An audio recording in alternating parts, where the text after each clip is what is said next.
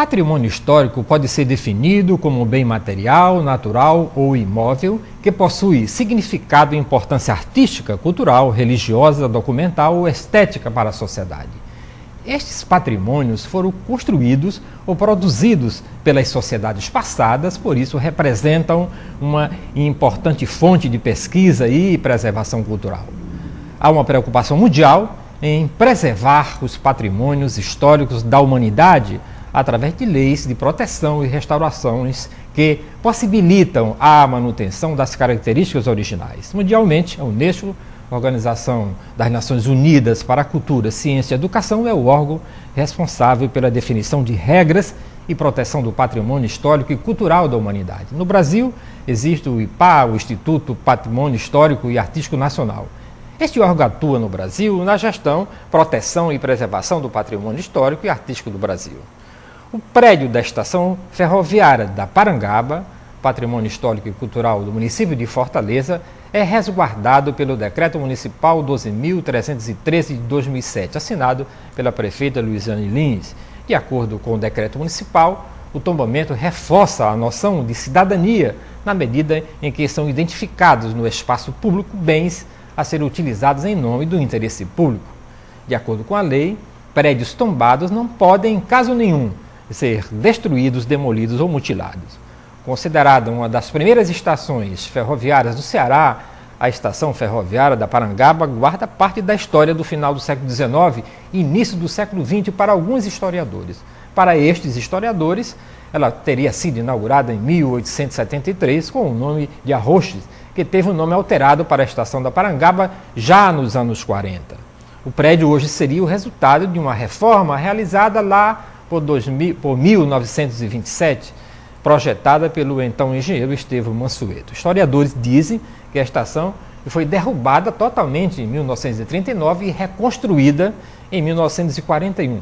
De estilo eclético, a edificação apresenta a característica de arquitetura residencial europeia adotada no Ceará na década de 20, mais ou menos. Destinado ao embarque de passageiros, animais e mercadorias, a estação de Parangaba era caracterizada como uma estação de passagem.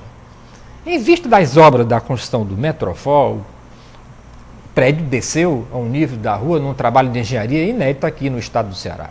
A preservação desse monumento é mais importante do que o benefício e que o metrô de Fortaleza trará para a população como um todo? É a primeira pergunta que eu faço. Vou começar aqui com a professora Maria de Fátima Mesquita. Veja bem, são coisas que não dá para comparar, não é? Um metrô e um prédio, uma edificação histórica, são bens com natureza diferente, não é? Então, assim, o metrô ele é muito importante, mas um metrô, ele não... E nada, eu acho que nada que se constrói deve ser construído eliminando os vestígios do patrimônio histórico, as coisas que são construídas historicamente, que têm valor simbólico, valor cultural, não é? A Estação da Parangaba é um desses casos. Então, o metrô, desde o seu início, que a Estação da Parangaba é um exemplo de resistência de uma comunidade por uma paisagem, por uma edificação que lhe é cara, não é? Que é isso que também determina o patrimônio histórico. Desde o início que se colocou para a comunidade da Parangaba, depois alguns historiadores aqui de Fortaleza, a importância da preservação e que o metrô jamais poderia ter ignorado isso. Então, nenhuma obra que se vá fazer, por mais moderna e por mais benéfica que ela seja, ela pode sim ser planejada de modo a não eliminar o patrimônio histórico edificado ou construído ou numa cidade, né? Então, isso, como você diz, é uma coisa que vem mundialmente sendo discutida, questionada. E em Fortaleza, eu penso que, de fato, a Estação da Parangaba é um marco. É um marco porque ele representa uma luta comunitária, uma resistência da comunidade por ter vínculo afetivo, né, com esse equipamento. Ele também é um marco porque ele marca uma história de uma gestão municipal se colocar como gestora da cidade, né?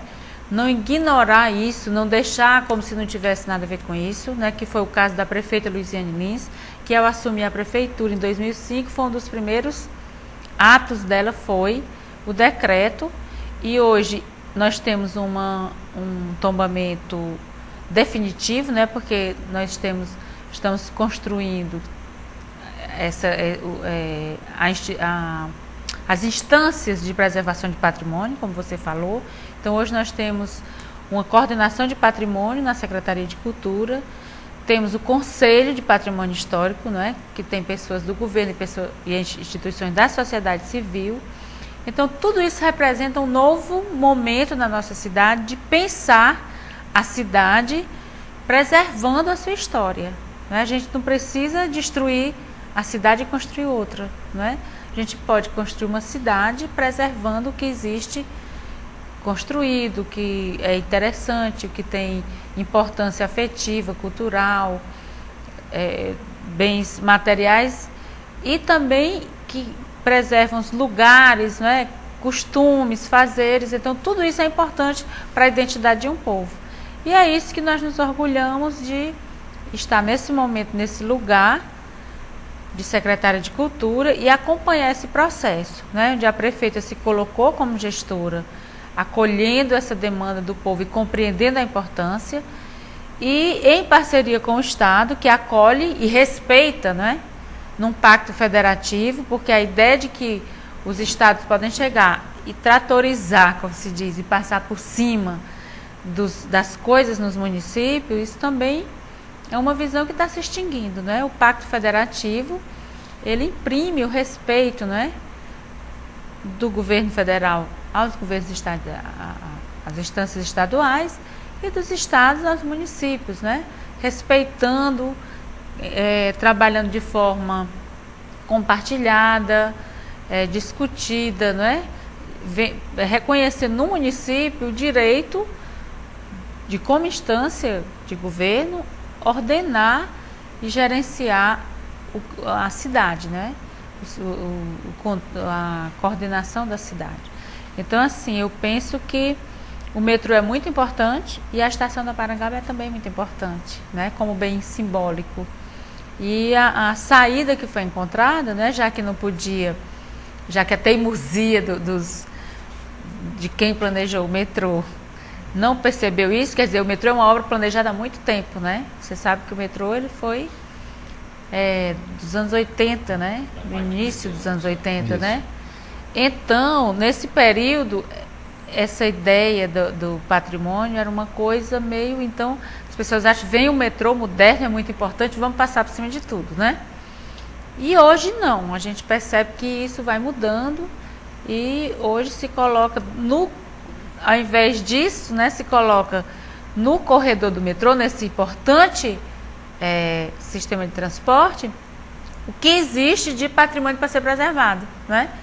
Então, assim, o metrô, à medida que ele transporta melhor os cidadãos e cidadãs, ele também precisa pensar em dar a esse cidadão e cidadã uma janela de metrô interessante, histórica, bonita, não é?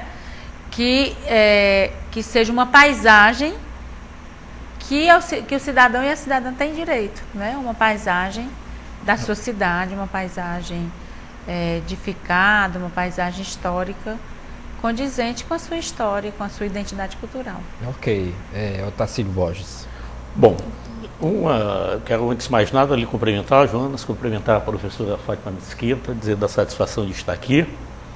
E o nosso metrô, ele vem sendo discutido, o metrô de Fortaleza é uma discussão que começou nos anos 80, diversas versões de projetos foram exaustivamente discutidas com a sociedade, com a participação de todos os segmentos, até se chegar a esse projeto que está aí hoje estabelecido.